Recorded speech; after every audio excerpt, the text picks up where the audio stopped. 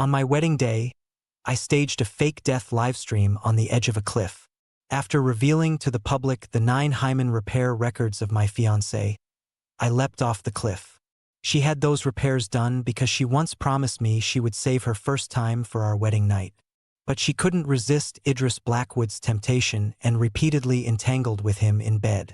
Later, I secluded myself in a quiet town abroad.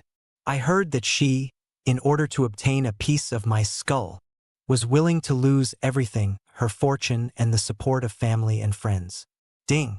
Story Shots reminds you to click the subscribe button at the bottom right corner to read the full novel. On New Year's Eve, my fiancée Audrey Gladwin rented an entire cruise ship for celebration. At midnight, dazzling fireworks burst in the sky, while hundreds of drones swirled above. The drones formed our names, twinkling amidst the fireworks. Around us, friends exclaimed in awe, "Ms. Gladwin is so generous, setting off millions of pounds worth of fireworks just like that. I'm so envious." Everyone in the city knows about Audrey's love for Arthur. If they ever break up, I'll never believe in love again. Remember when Arthur had a fever and the snow was too heavy for cars? Audrey carried him on her back to the hospital in that blizzard. If it were me, I'd remember that for life. As friends' admiring voices rose and fell, Audrey seemed quite pleased. She walked up to me with a beaming smile. "Arthur, I've prepared a gift for you. See if you like it." Inside the box was a jewel-encrusted watch, sparkling brilliantly in the light. An observant friend immediately recognized it. "Isn't that a Patek Philippe watch? Just casually giving away over £5 million." But I couldn't bring myself to feel happy. I knew Audrey had betrayed me. She was secretly intimate and affectionate with Idris Blackwood behind my back. Seeing my low spirits, Audrey's expression changed slightly as she looked at me with concern. "What's wrong? Is the wind outside making you uncomfortable? Let me take you back to rest." The concern in her eyes was almost overflowing. I felt a bit dazed. I couldn't understand how love and betrayal could coexist. I calmly shook my head. "I'll go back myself. Your friends are all here, you should stay with them." With that, I turned and left. Audrey was about to follow, but her girlfriends called her over for drinks. I walked alone around the deck, lost in thought. Unexpectedly, I saw Idris Blackwood at the boarding area. Audrey hadn't invited him. He had snuck onto the ship. I stopped, standing in the shadows at a distance. Soon after, Audrey arrived too. I couldn't make out their expressions, but I heard her cold voice carrying over. "Who told you to come? I've told you so many times not to appear in front of Arthur Bancroft. Are you ignoring what I say? If Arthur discovers anything suspicious, don't blame me for turning on you." Idris sounded a bit hurt. "Audrey, I didn't mean to. I just missed you so much. Please don't be angry, okay?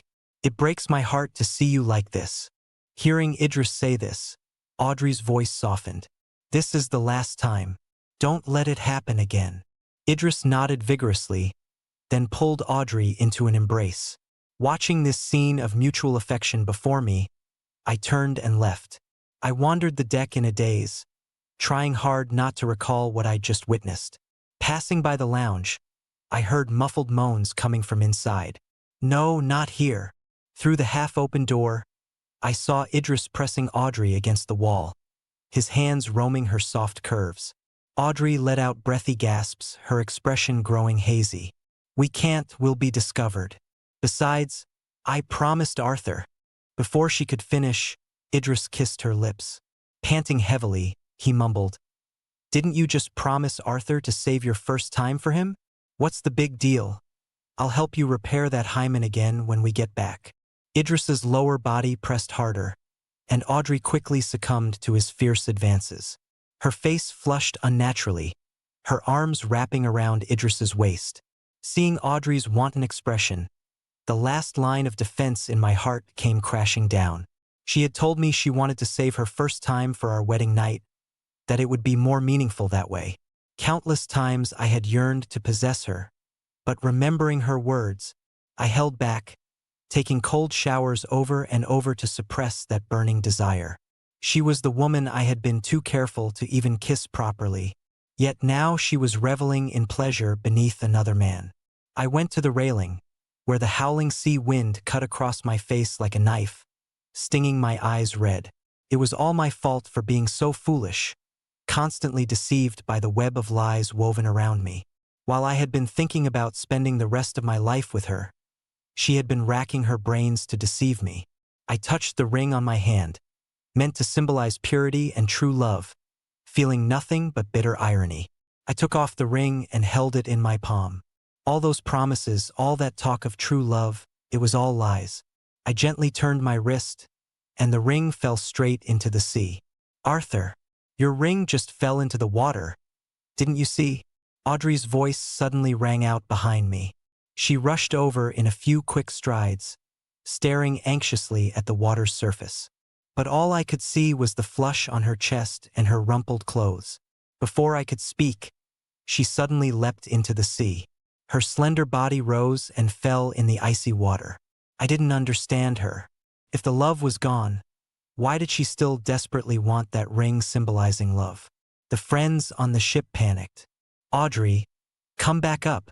You'll get hypothermia if you stay in there." Audrey seemed not to hear, refusing the life preserver and not swimming towards the ship. Perhaps in her haste, Audrey accidentally swallowed some water. She instantly lost all strength and was about to sink beneath the surface. In that life or death moment, the ship's lifeguard arrived just in time, forcibly dragging her back on board. Once ashore, she shivered uncontrollably, her face drained of all color, her eyes brimming with tears as she looked at me. Audrey suddenly threw herself into my arms, sobbing loudly like a child. "Arthur, I'm sorry. I'm useless. I couldn't find the ring. I'm sorry. I'm so sorry." After crying for who knows how long, she finally wiped the tears from her face, her tone taking on a hint of determination. "It's okay. I'll buy you an exact replica to replace it." I calmly looked at her tear-stained face. In the past, I couldn't bear to see her like this. Every time she cried, I would blame myself for not doing enough. I would hold her tenderly and tell her it was just a ring, that she shouldn't risk her life over it. But now I felt nothing. Audrey still didn't understand. Some things, no matter how you try to replace them, can never be restored. Audrey also had no idea. I had already made thorough plans to fake my death and escape on our wedding day. I would use a dramatic death livestream to completely leave Audrey's life. From then on, Arthur Bancroft would no longer exist in this world, and she would never be able to find me. I was also a bit curious. How would she react if she thought I had died? The yacht celebration lasted for 2 full days and nights before finally coming to an end. Back home, I lay exhausted on my bed when a notification lit up on my phone. It was a post from Idris Blackwood. "Just 9 photos visible only to you." The attached images were clearly records of hymen repair procedures, with Audrey Gladwin's name and identification number plainly visible. I couldn't believe my eyes. With trembling hands, I opened each of the 9 images one by one, examining them closely. If this latest repair was due to the indulgence on the yacht, then the previous 8 times, I suddenly recalled the text message I had seen on Audrey's phone a few days ago.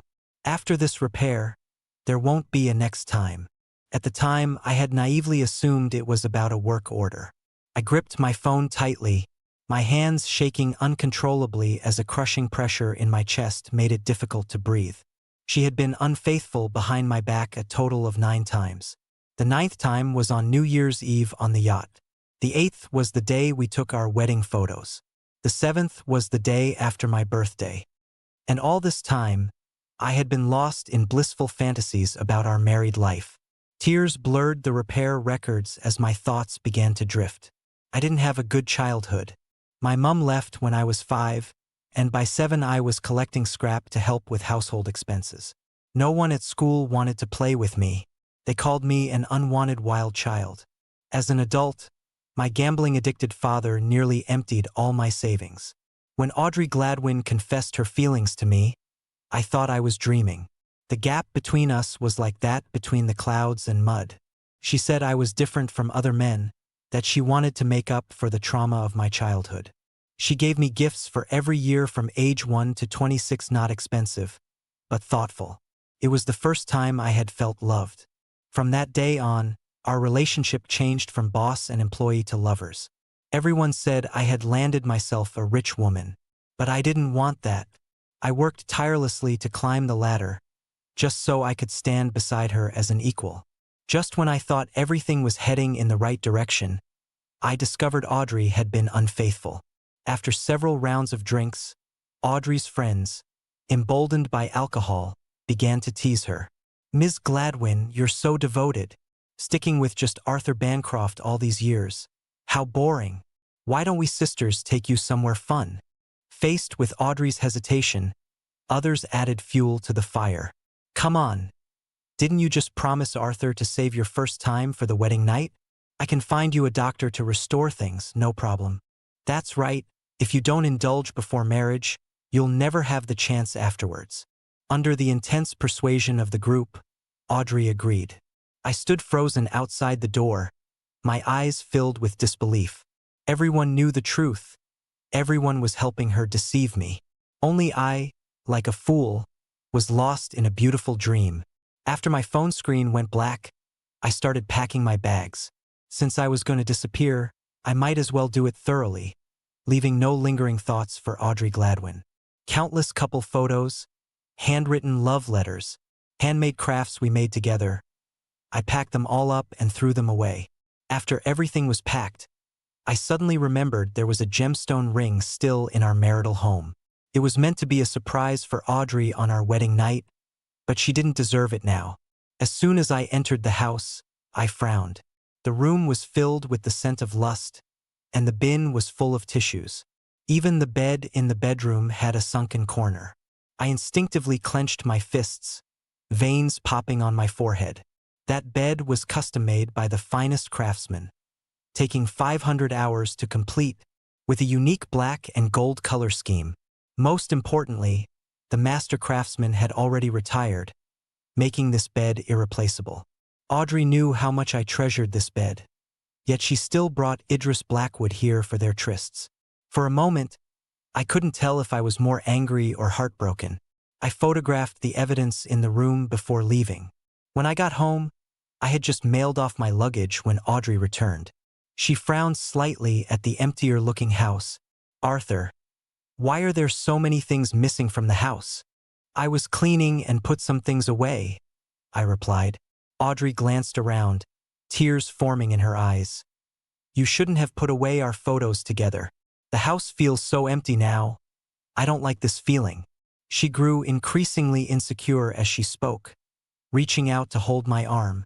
"Arthur, promise me you'll never leave me. If you weren't by my side, I don't know what meaning life would have." I found it somewhat laughable. Wasn't she the one who cheated? And now she's putting on this devoted act. "All right," I said. After all, she had lied to me so many times, so it wasn't too much for me to tell one lie. Audrey immediately broke into a smile through her tears, then affectionately leaned on my shoulder. "Arthur, we should go rehearse soon. Tomorrow's our wedding day. I'm so excited." As she spoke, Audrey grew a bit shy. "You'll finally be able to fully possess me." I couldn't help but laugh coldly inside. What I once dreamed of, I no longer wanted. During the rehearsal, Audrey's face was full of joy as she meticulously went over every detail, checking the lighting one moment and the vows the next. But I didn't want to play act with her anymore, so I made an excuse and left the venue as soon as the rehearsal ended. Audrey opened her mouth to speak, but in the end said nothing. That evening, I saw a social media post from Idris Blackwood. "Wedding rehearsal," it said. He was wearing an identical suit to mine, down on one knee putting a ring on Audrey's finger. Audrey had tears in her eyes, covering her mouth, looking very moved. Before I could close my phone, Idris posted another update. "I'm about to become a father." The ultrasound clearly showed Audrey's name. I zoomed in and out on that photo. It bore an official red stamp. Idris wasn't lying. I instinctively gripped my phone tighter. She hadn't just cheated. She was pregnant with someone else's child. After a moment of silence, I printed out a screenshot of this post and placed it in a box along with the repair records. Audrey, this is the last gift I've prepared for you. The next day, Audrey called me countless times, but I didn't answer. I stood at the edge of a cliff and started a live stream. I had targeted it precisely. Audrey and her friends would definitely see it. In less than 5 minutes, over 1,000 people flooded into the stream. Audrey frantically sent messages. Arthur, what are you doing standing on a cliff? Today is our wedding day. Ignoring the flood of comments, I continued speaking. Today was supposed to be my wedding day with Audrey Gladwin.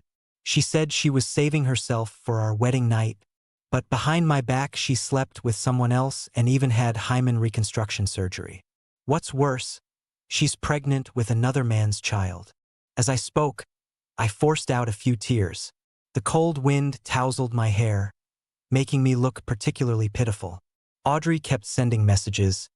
Arthur, what are you saying? When did I get pregnant with someone else's child? I was taken aback. It seemed she didn't know about this yet. Her other friends also chimed in to cover for her. Arthur Bancroft, Audrey loves you so much. How could she cheat? There must be some misunderstanding. Let's talk about this. Even now, they were still trying to deceive me. Steadying myself, I continued. I thought meeting her was my salvation, but it only pushed me to the abyss. Audrey Gladwin, I will never forgive you. With a look of despair and anguish, I leapt off the cliff without hesitation. The phone fell down the cliff, cutting off the live stream. Upon seeing Arthur fall off the cliff, Audrey collapsed to the ground, devastated. She cried heart-wrenchingly, "No!" After crying for who knows how long, she finally came to her senses. Quick, call for a search and rescue team. Use whatever means necessary to bring Arthur back to me. She muttered absent-mindedly. I know that cliff. There's water at the bottom. Arthur must still be alive. As she finished speaking, Audrey stumbled out of the wedding venue. She drove aimlessly, constantly muttering, I wasn't even pregnant. Arthur must have misunderstood. Someone must be trying to drive us apart. When she came to her senses, she found her car parked outside her home. Audrey trudged up the stairs with heavy steps. Upon opening the door, she noticed a box placed on the coffee table. For no apparent reason, she felt a sense of unease. When she opened the box, repair records, ultrasound reports, and photos of her and Idris fooling around on a yacht all came into view. Her hand trembled, and the contents of the box fell to the ground, with countless photos covering almost the entire floor. Audrey instinctively took 2 steps back, her face turning pale. He knew everything. Audrey.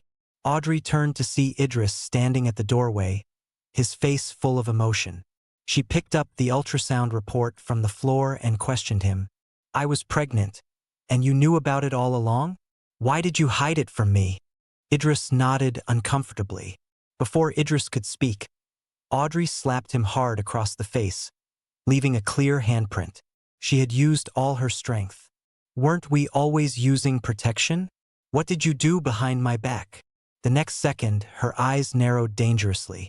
You're also the one who told Arthur about my pregnancy, aren't you? Idris had never seen Audrey so angry before. If he had known Arthur held such an important place in Audrey's heart, he would never have taken such a risk. His original intention was only to drive Arthur away so he could take his place. But now, it seemed the situation had spiraled out of his control. Audrey, it's Arthur who doesn't know what's good for him, choosing to leave you by jumping off a cliff. He's not worth your concern. Before he could finish, he saw Audrey's face turn terrifyingly dark. Idris, I warned you not to interfere in matters between Arthur and me. It seems you've completely forgotten that. Idris's body trembled slightly. He knew what Audrey was capable of, and he began to feel afraid. He swallowed hard. Audrey, don't do anything rash. You're carrying our child. Please, for the baby's sake. All right? At this point, the baby was Idris's last bargaining chip. He could only gamble on Audrey softening her heart. Audrey's expression was unreadable. After a few minutes, she nodded. Looking at Idris, who had just breathed a sigh of relief. Her eyes were full of mockery. Audrey had her own plans. She held leverage over Idris and would not let him off easily. That night, the live stream shot to the top of the trending list, with netizens discussing it fervently. I used to ship them so hard, but to think Audrey would do something like this. Yeah, Arthur must have been blind to fall for a woman like her. That was a living, breathing human life. It's such a sin. Reading these harsh comments, Audrey felt bitter inside. She had made a mistake. This was all her own doing. At that moment, her assistant burst into the office, knocking frantically. "Ms. Gladwin, it's terrible. The company's stock has dropped by 20%. There are massive order cancellations. The warehouses are overflowing, and the factories might have to shut down. Moreover, the company's reputation is plummeting. If we can't weather this storm, we might have to file for bankruptcy." Audrey gritted her teeth, blaming everything on Idris. If Idris hadn't taken matters into his own hands, none of this would have happened. After pondering for a few seconds, she called her assistant over. "I need you to do something for me." However, at this moment, I had already fled abroad to join Barclay. Barclay Fairfax is my best friend. A few years ago, I provided the capital while he contributed the labor, and together we started a search and rescue company. The company has been thriving with annual turnover in the millions of pounds. Even if I were to indulge in a life of luxury every day, this money would be enough to keep me comfortable for the rest of my life. Just as I was enjoying the sea breeze and watching the sunset, Barclay hurried over to me. "Arthur, the company just received an order from Audrey Gladwin. She wants us to recover your remains from the sea." I refused. I lazily sat up from my lounge chair. Why refuse? Only a fool would turn down good money. "Tell her now that we'll take the job." Barclay had a sudden realization. "Arthur, shall I just give her some random item of yours? And keep asking for more money?" I smiled, neither confirming nor denying. Barclay began to give Audrey little morsels of hope every now and then. Each time there was a substantial payment. Even for a single earring, Audrey was willing to pay £3 million to get her hands on it. "Arthur, Audrey is really going all out. She just called again, asking if we've recovered anything new." I glanced at the account balance. She had already transferred a total of £20 million. "We've made enough.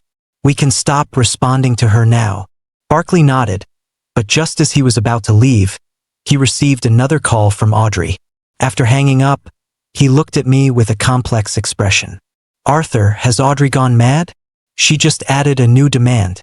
She said she wants to see the person alive or the body dead, and she's willing to accept any price." I murmured softly, lowering my gaze. "See the body, huh?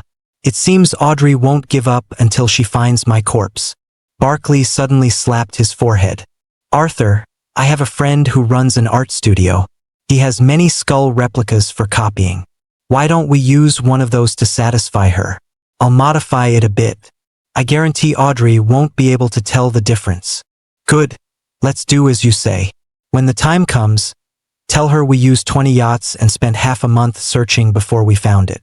As for the price, £30 million.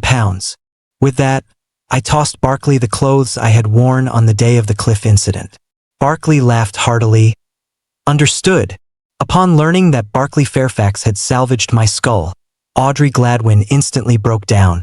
Her eyes glazed over as she mumbled, "Arthur, you're really gone. How could you leave me all alone?" Audrey had been numbing herself with alcohol, firmly believing that as long as she hadn't seen my body, there was still a chance I was alive. But now the brutal truth was laid bare before her. "Ms. Gladwin, please accept my condolences. We also recovered a piece of clothing near the skull." Audrey recognized it immediately as my clothes. She clutched them tightly, her tears finally breaking free, beyond her control. "Arthur." A few minutes later, she wiped her tears and responded resolutely, "Fine. I'll buy it. A mere £3 million is nothing." Audrey's mother's eyes widened in shock. "Audrey, have you gone mad? You've already spent so much on the search. The company is drowning in negative press, We can barely pay the workers. And now you want to spend $3 million on some broken skull. The company account doesn't even have £10,000 left. How dare you say a mere $3 million? Besides, we don't even know for sure whose skull it is. Audrey, her eyes bloodshot, retorted, "This is the shirt Arthur was wearing when he jumped off the cliff. The skull must be his too. I want everything that belonged to Arthur." "You've lost your mind, truly lost it. If you insist on buying this skull, then consider our mother-daughter relationship over." Audrey hesitated for only a few seconds before softly saying, "No matter what you say, I won't change my mind." "Fine, fine, fine. You're beyond help." With that, Audrey's mother stormed off, not sparing her daughter another glance. Audrey gently caressed the shirt, her eyes filled with hurt and loneliness. "I'm sorry, Arthur. It's all my fault you're dead." She carefully placed the skull in a box, treating it like a priceless treasure, afraid of even the slightest damage. A week later, £3 million were transferred to Barclay Fairfax's account. From that day on, Audrey never placed another order to search for any more of my belongings. Barclay swirled his glass of whiskey, his voice filled with confusion. This Audrey Gladwin hasn't placed an order in ages. Has she given up? If I'd known, I wouldn't have given her the skull. Could have strung her along a bit longer." I just smiled, not responding to Barclay's words. I didn't care what she thought. Days passed by, and I spent my time fishing and snorkeling, thoroughly enjoying life. One day, Barclay Fairfax called me. "Arthur, I have something on tonight. Could you attend a dinner party in my place?" I thought for a moment and agreed. To my surprise, I saw Audrey Gladwin again at the dinner party.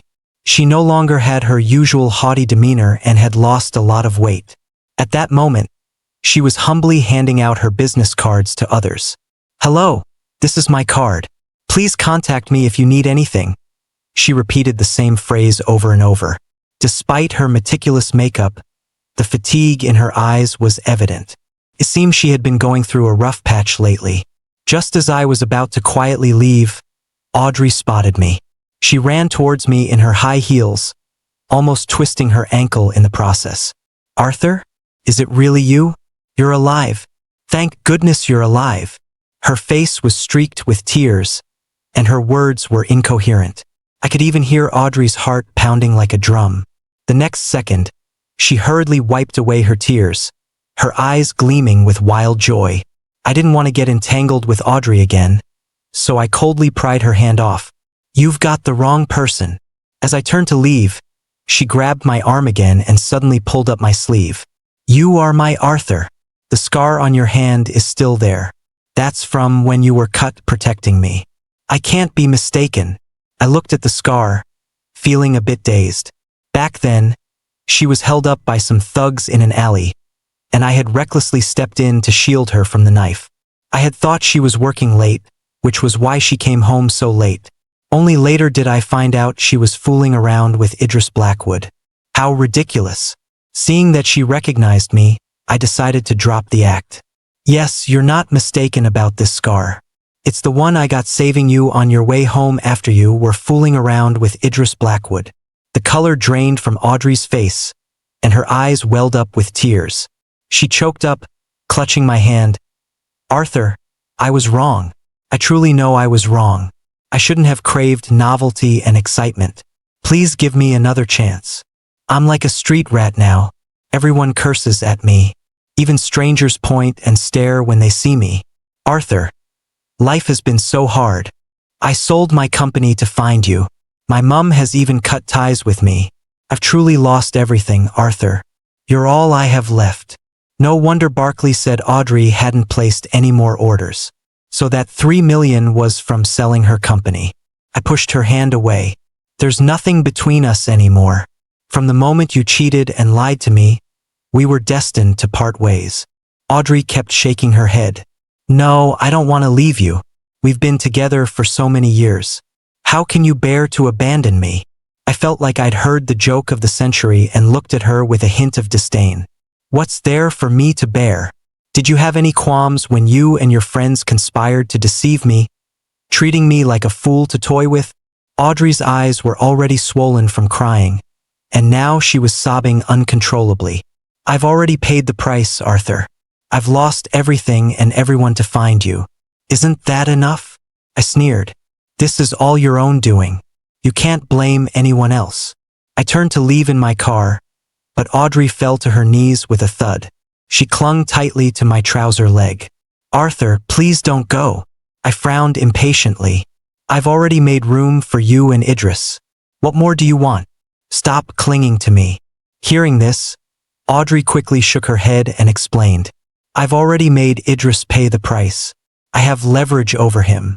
Not only has he been taking bribes, but he's also been selling unregistered drugs to patients under the table. He also caused a patient's death due to misdiagnosis.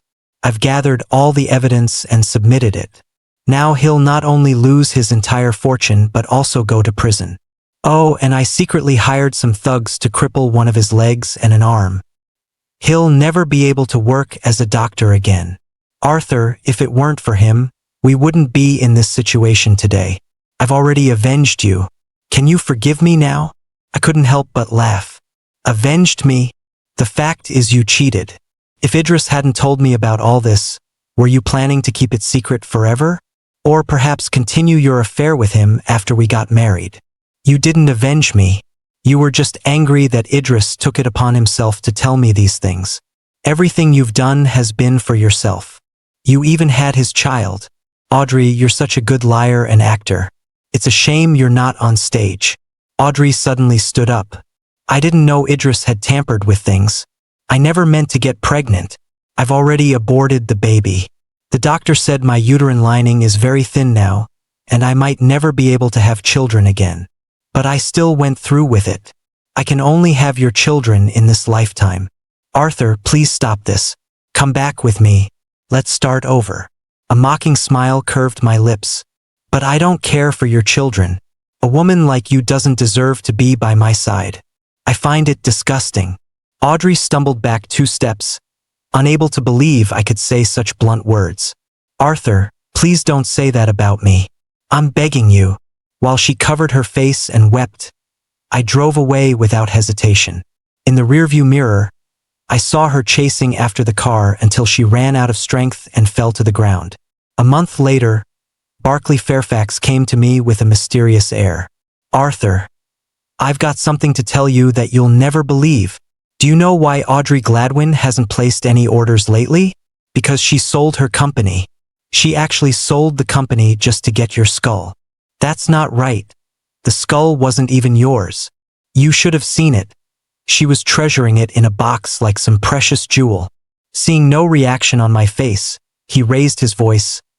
Arthur, did you hear what I said? I nodded. I heard you, but I already knew about this. I saw her that day when I attended the dinner party in your place. Barclay jumped up instantly. What? So she knows you're not dead? I nodded again. Oh no. She won't ask for those millions back, will she? She won't. Besides, you've already handed over the goods to her. It was a mutual agreement and you signed a contract. She has no reason to ask for it back. Barclay finally relaxed. After a brief moment of silence, Barclay stood up again. Arthur, quick! Look at the news! I puzzled open my phone, and several trending topics quickly caught my eye. Well-known entrepreneur Audrey Gladwin attempts comeback. Resorts to fraud by passing off inferior goods as genuine. Products found to contain large amounts of illegal additives. Food safety cannot be ignored. Audrey Gladwin's company has been shut down and fined £3.7 million. The comments section was particularly active. What a black-hearted person, making money like this. I can't believe I trusted her so much. First cheating, now illegal additives in food products. Some people are truly rotten to the core. I heard the doctor she cheated with is also in prison now. Birds of a feather flock together. Neither of them are good people. I raised an eyebrow and exited the trending page. Barclay looked at me with concern. Arthur, have you gone soft? If you want to return that money to her, I won't object. Return it to her. That money is rightfully mine, why should I give it back? This is all her own doing. She has no one to blame but herself. But your words do remind me of something. Let's donate all the money we got from her to orphanages or village schools. Consider it a good deed. Barkley nodded eagerly. We'll do as you say. Later, Audrey Gladwin somehow found my phone number and kept sending me messages. Arthur, please help me. I'm truly at my wit's end. Arthur, give me one last chance. I swear it won't happen again, or may lightning strike me down. I didn't bother reading what else Audrey had sent, and promptly blocked her number. It seems she really has hit rock bottom if she's resorting to such dramatic oaths. But in this world, oaths are the most useless things. She once swore she would never betray me, that she would love only me for life. It's all just smoke and mirrors now. I snapped my SIM card in half and threw it into the sea, then registered a new phone number. This time, she'll never be able to find me again. To my surprise, it took only a week for Audrey Gladwin to appear before me again. I couldn't help but frown. She was more persistent than I had imagined. Snowflakes settled on her eyelashes as she shivered in the cold. Arthur, you promised you'd never leave me. Now that I've fallen on hard times, are you going back on your word? She accused. It was the first time I'd encountered someone playing the victim while being the perpetrator. Before I could respond, she continued, Arthur, I know you're angry about my infidelity, but I've learned my lesson. Please give me one last chance. Just one more. She looked at me with pleading eyes, as if I were her last lifeline. Audrey, I believe I'm the victim in this relationship. There's no one else here, so you can drop the act of being terribly wronged, I replied coolly. She bit her lip, a hint of bitterness in her eyes. Suddenly, she pulled a ring from her pocket. Arthur, do you remember this ring? You accidentally dropped it into the sea, and I searched for ages but couldn't find it. Later, I tracked down the craftsman who made the custom ring. I begged him for ages before he agreed to make another one. As she spoke, she tried to slip the ring onto my finger. Arthur, please wear it and don't lose it this time. Let's go home and start over. Please, I'm begging you. Large tears fell from her eyes. I looked at Audrey's red-rimmed eyes and flushed nose, then slowly took the ring from her hand. A glimmer of hope flashed in Audrey's eyes. Arthur, you... Before she could finish, I tossed the ring away, much to her shock. The ring wasn't accidentally dropped into the sea. I threw it away on purpose, just like I'm doing now. Arthur Bancroft, how could you throw it away? She cried. Before I could say anything more, Audrey ran off to search for the ring. By the time she found it, I had already driven away without a backward glance. In the rearview mirror, I saw her chasing after the car, falling several times but getting up each time. This was all her own doing. In the days that followed, Barkley Fairfax and I hit it off and decided to travel the world together. Over the course of a year, we visited 12 countries. I realized how wonderful the world outside truly was, while I had been so caught up in matters of the heart. How small-minded I had been. From now on, I would live freely and authentically as myself. Never again would I be bound by love.